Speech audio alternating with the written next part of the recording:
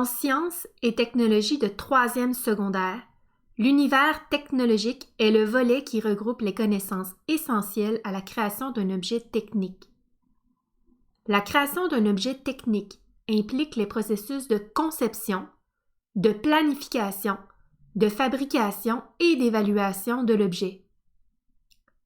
Durant le processus de conception, on identifie d'abord le besoin que nous cherchons à combler, puis on imagine un objet qui pourrait répondre à ce besoin.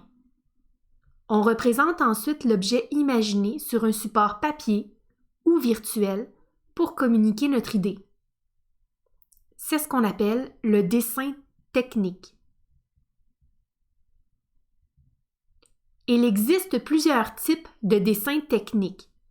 Le choix du type de dessin technique dépend de l'intention du concepteur qui cherche à communiquer son idée. Explorons ensemble les différents types de dessins techniques et les renseignements qui y sont communiqués. Vous voyez ici la photographie d'une planche à roulettes, puis un croquis de cette même planche à roulettes. Un croquis sert essentiellement à donner un premier aperçu de l'objet imaginé par le concepteur. Il ne s'agit pas d'un dessin technique, puisqu'il n'est régi par aucune règle d'exécution.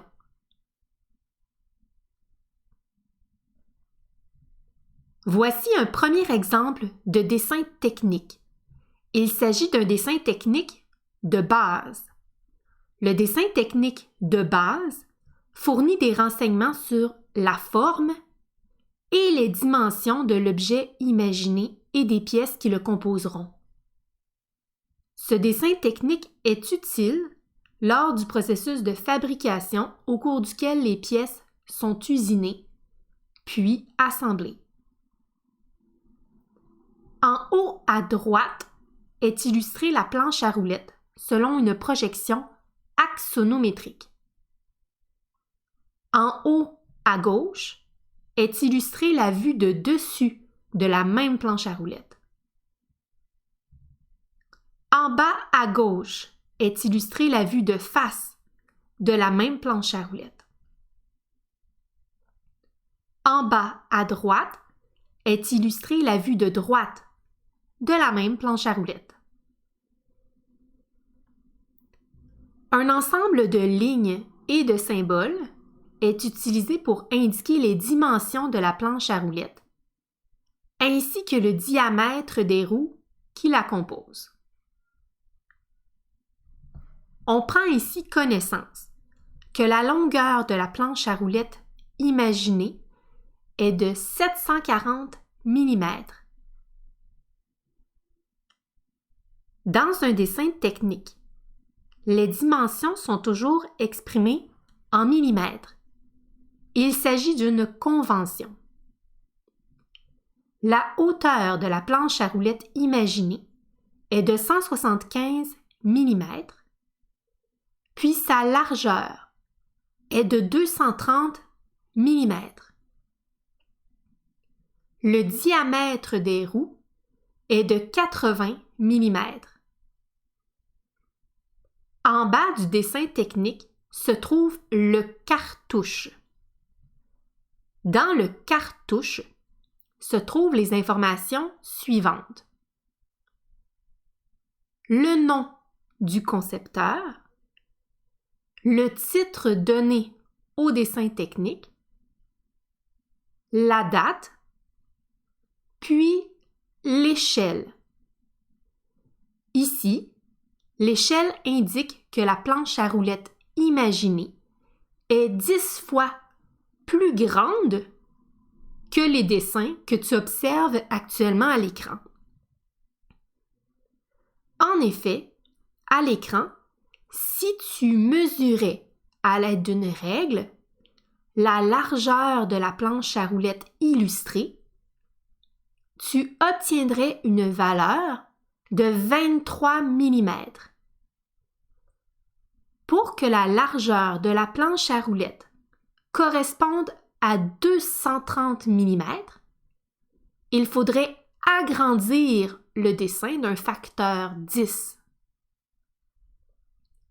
Les dimensions indiquées sur les dessins techniques correspondent donc aux dimensions réelles de l'objet imaginé et non aux dimensions mesurées à l'écran.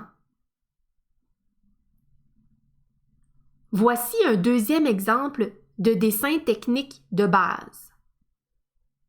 Celui-ci permet de visualiser l'agencement des différentes pièces qui composent l'objet technique. Il communique ainsi des renseignements qui permettront de guider l'assemblage des pièces. Voici un troisième exemple de dessin technique de base qui représente une des pièces qui composeront la planche à roulettes. La vue de dessus et la vue de face de la pièce sont illustrées. On y retrouve des renseignements sur la forme et les dimensions de la pièce à usiner. On prend notamment connaissance que le rayon du demi-cercle qui forme le bord de la pièce est de 100 mm et que ce même bord est incliné de 20 degrés par rapport à la partie centrale de la pièce. On peut aussi y lire que la largeur de la pièce est de 185 mm et que son épaisseur est de 30 mm. Je vous rassure, nous aurons l'occasion d'étudier en détail la signification de toutes ces lignes et de ces symboles dans les prochaines capsules. Voici d'autres types de dessins techniques nommés respectivement schéma de principe et schéma de construction. Le schéma de principe est un type de dessin technique qui fournit des renseignements sur le fonctionnement de l'objet. On y indique le mouvement possible de chacune des pièces qui composeront l'objet. On y indique également les endroits où l'application d'une force sera nécessaire pour déclencher le mouvement des pièces. Le schéma de construction est un type de dessin technique qui fournit des renseignements quant à la façon dont les pièces sont reliées entre elles. On y retrouve aussi des renseignements quant au rôle des pièces qui composent l'objet. Par exemple, à partir du schéma, on comprend que le levier supérieur et le levier inférieur de la dégrafeuse sont reliés par l'intermédiaire d'une pièce nommée pivot. Ce symbole, lié au pivot, indique son rôle. Son rôle est de permettre la rotation des leviers autour de lui. Enfin, le schéma de construction nous renseigne sur les matériaux dans lesquels seront fabriquées chacune des pièces qui composent l'objet, grâce à un code graphique expliqué dans une légende. Par exemple, ici, la légende indique que les pièces illustrées remplies d'un motif en point sont faites d'acier. C'est le cas des leviers supérieurs et inférieurs de la dégrafeuse. Vous pouvez ainsi apercevoir différents types de dessins techniques. Je vous rappelle que le choix du dessin technique dépend des renseignements que le concepteur cherche à vous communiquer. Le dessin technique de base fournit des renseignements sur la forme et les dimensions de l'objet imaginé et des pièces qui le composeront.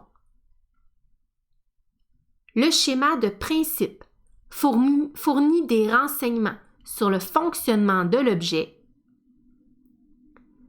tandis que le schéma de construction fournit des renseignements quant à la façon dont les pièces sont reliées entre elles. On trouve aussi sur le schéma de construction des renseignements quant au rôle des pièces qui composent l'objet. Enfin, le schéma de construction nous renseigne sur les matériaux dans lesquels seront fabriquées chacune des pièces qui composent l'objet.